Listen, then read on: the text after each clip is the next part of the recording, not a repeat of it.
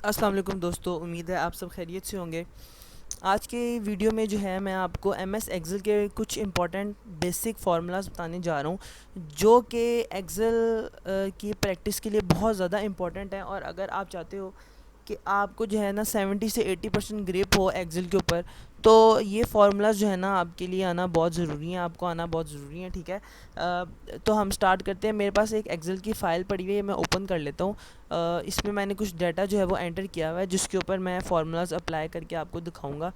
ठीक है, ये फार्मूलाज हैं जो हम जो है अप्लाई करके देखेंगे। बेसिक 10 फार्मूलाज हैं। अगर ये फार्मूलाज आप इन फार्मूलाज पे आपके हैंड्स ऑन ग्रिप है ना, तो समझ जाओ कि आपकी जो है ना, और अगर आप प्रैक्टिस करते हो तो आपकी 70 से 80% जो है ना एक्सेल जो है ना वो रेडी है, उसकी प्रैक्टिस है। ठीक है, दूसरी चीज़ ये कि एक्सेल जो है ना आपकी प्रोफेशनल लाइफ में बहुत ज़्यादा इंपॉर्टेंट है। ठीक है, आप जितनी मर्ज़ी जो है ना वो बड़ी सीट पे चले जाओ प्रोफेशनल लाइफ में, आपको अगर कोई टास्क मिले और आप वो टास्क एक्सेल का टास्क हो और आप जो है ना वो टाइम ज़ाया किए बगैर उसको परफॉर्म करना चाहते हो, तो वहाँ पे जो है ना एक्सेल आपके लिए बहुत हेल्पफुल होगा। तब जब अगर आपको ये एक्सेल की जो है ना प्रैक्टिस होगी, तो प्रैक्टिस जो है, प्रैक्टिस का मतलब यही है कि ये फार्मूलाज पे जो है ना हमारी हैंड्स ऑन ग्रिप हो। तो ये बेसिक फार्मूलाज हैं, अगर ये फार्मूलाज आपको आए तो आपका जो है ना 70 से 80% एक्सेल जो है ना वो रेडी होगा, अगर आप इनकी प्रैक्टिस कर लोगे। ठीक है ना, इन्हीं से जो है ना आप बहुत सारे डाटा पे जो है ना कैलकुलेशन, बहुत सारे ऑपरेशंस परफॉर्म कर सकते हो।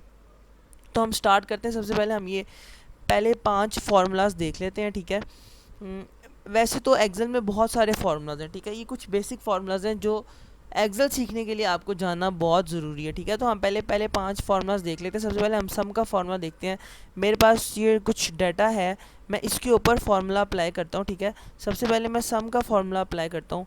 तो फार्मूला हमेशा जो है ना आपका जो फंक्शन है वो हमेशा इज़ इक्वल टू से स्टार्ट होता है। ठीक है, इज़ इक्वल टू के बगैर अगर आप स्टार्ट करोगे ना तो वो जो है ना एक्सेल उसको कंसिडर ही नहीं करेगा कि ये फंक्शन है कोई। ठीक है, तो इज़ इक्वल टू से सबसे पहले हम सम करते हैं। लेट्स सपोज मेरे पास जो है ना, अभी मैंने फार्मूला कंप्लीट नहीं किया इसलिए वो एरर दे रहा है। अच्छा, मेरे पास जो है ना ये एक डाटा है, इसके अंदर जो है वर्कर्स हैं, कंपनी का नाम है, स्टेट है, इसकी स्टेट में कंपनी है, स्टेट का कोड है, सिटी है, वो सिटी का कितना, कंपनी का कितना रेवेन्यू जनरेट होता है, वो किस इंडस्ट्री, कौन सी इंडस्ट्री है, वो कंपनी किस इंडस्ट्री में काम करी है, हेल्थ इंडस्ट्री है या ट्रैवल एजेंसी या फूड, जो भी है। ठीक है ना। अच्छा, अब मैं देखना चाहता हूँ मेरे ये टोटल वर्कर्स सारे के सारे कितने हैं। ठीक है, तो ये C2 से लेकर ना इसकी जो है वो इसका कॉलम जा रहा है, इसकी रो बन रही है C200 तक। ठीक है, तो C2 से लेके C200 तक जो है ना ये रोज़ जा रही हैं। ठीक है, अब मैंने जो है ना इनका टोटल सम लेना है कि मेरे टोटल वर्कर्स कितने बनते हैं।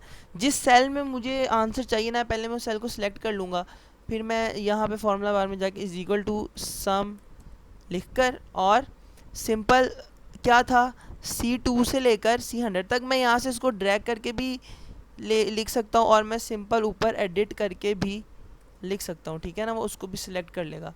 तो ये अब क्या हो गया है, फॉर्मूला जो है मेरा, फंक्शन जो है मेरा तैयार हो गया सम का। मैंने उसको रेंज बता दी, C2 से C200 को क्या करना है, सम करना है। मैं एंटर करूँगा तो देखो उसने बता दिया कि टोटल वर्कर्स जितने भी हैं ना, वो टोटल वर्कर्स इतने बन रहे हैं, 21,563। ठीक है, ये तो हो गया हमारा सम का फंक्शन। ठीक है, लेकिन अब मैं सम के फंक्शन में इफ़ यूज़ करने जा रहा हूँ। मैं चाहता हूँ सिर्फ वो इंडस्ट्री जो हेल्थ की है, सिर्फ मुझे हेल्थ इंडस्ट्री के वर्कर्स देखने हैं कि हेल्थ इंडस्ट्री के जो टोटल वर्कर्स हैं ना, मुझे उनका सम चाहिए। ठीक है, तो मैं क्या करूँगा, मेरा जो अगला फार्मूला है वो है सम इफ़ का। ठीक है, तो मैं सम इफ़ लगाऊंगा कि मुझे सम तो करना है लेकिन सबको नहीं करना, हेल्थ इंडस्ट्री के वर्कर्स के लिए जो है ना मुझे सम निकालना है। तो मैं यहाँ पे वही same is equal to sum if. ठीक है, मैं जैसे यहाँ पे ब्रैकेट लगाऊंगा तो वो देखो मुझे यहाँ पे जो है ना उसकी फॉर्मेट भी बता रहा है कि आपने फार्मूला कैसे लिखना है। पहले तो वो रेंज लिखनी है जिसमें से मुझे क्राइटेरिया चाहिए, तो रेंज जो है वो ये रेंज बन रही है I2 से लेकर I200 तक। ठीक है, उसके बाद क्राइटेरिया बताना है, क्राइटेरिया है मेरा ये हेल्थ का। ठीक है, क्राइटेरिया मैंने I8 जब मैंने I8 बताया ना, I8 का मतलब I8 में जो वर्ड लिखा हुआ है ना वो क्राइटेरिया, ठीक है। अब आगे मुझे बताना है सम रेंज, कि मैंने जो सम जिस रेंज को सम करना है ना, जिस रेंज में से उसकी जो है रेंज बतानी है। तो मैंने ये वर्कर्स को सम करना है, ठीक है। तो मैं वर्कर्स की जो है ना यहाँ पे रेंज बता दूंगा C2 से लेकर C200 तक, ठीक है। अब क्या हो रहा है यहाँ पे, वो सबसे पहले ये रेंज देखेगा I2 से लेकर I200 तक, उसमें से वो क्राइटेरिया निकालेगा I8 जो कि हेल्थ है, ठीक है। उसमें से वो बताएगा कि हेल्थ के जितने भी वर्कर्स हैं ना जो इस रेंज में हैं उनका टोटल, ठीक है। तो मैं एंटर करूँगा, तो ये देखो ये मैंने निकाला है सिर्फ उन वर्कर्स का सम जो हेल्थ इंडस्ट्री से ताल्लुक़ रखते हैं। मतलब हम सम पे कंडीशन भी लगा सकते हैं, ठीक है। यहाँ पे तो मैंने सबका एक ही दफ़ा सम निकाल लिया, यहाँ पे मैंने कंडीशन लगा ली कि मुझे सिर्फ हेल्थ इंडस्ट्री के जो है ना वर्कर्स का सम चाहिए, ठीक है। तो सम इफ़ जो है हम इसलिए यूज़ करते हैं। उसके अलावा एवरेज, एवरेज तो बहुत सिंपल है। हमने जो है ना, लेट्स सपोज ये वर्कर्स हैं इतने ज़्यादा, मुझे इनकी एवरेज निकालनी है, तो मैं क्या करूँगा, इज़ इक्वल टू लिख के एवरेज का फंक्शन यूज़ करूँगा, ठीक है। और उसको रेंज बता दूँगा। रेंज बन रही है मेरी C2 से लेकर, और कहाँ गई, C2 से लेकर C200 तक, ठीक है। मैं एंटर कर दूंगा तो ये कुछ पॉइंट में रेंज आ रही है।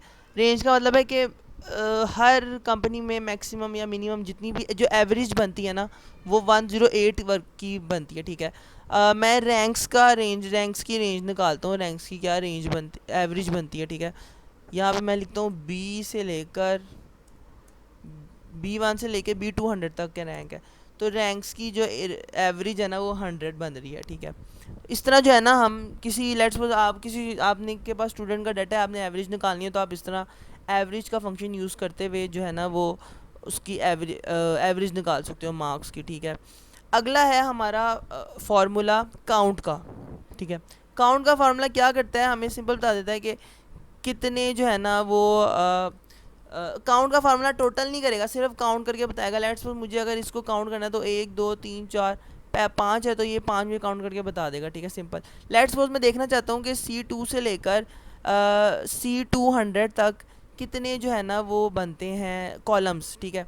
तो मैं क्या लिखूँगा यहाँ पे, इज़ इक्वल टू काउंट, ठीक है। और आगे मैं उसको वो वैल्यूज़ मांग रहा है, मैं उसको रेंज बता दूंगा C2 से लेकर C200 तक, ठीक है। तो मैं एंटर क्वेश्चन बता दी कि 199 कॉलम्स बनते हैं जिनके अंदर ये सारा कुछ लिखा हुआ है, ठीक है।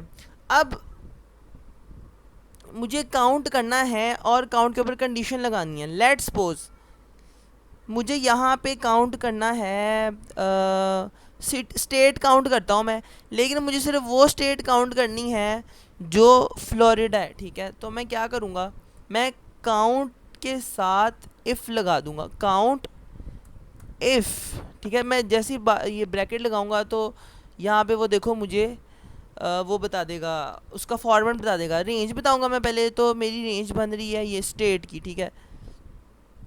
E2 से लेकर E200 तक की रेंज हो गई, ठीक है।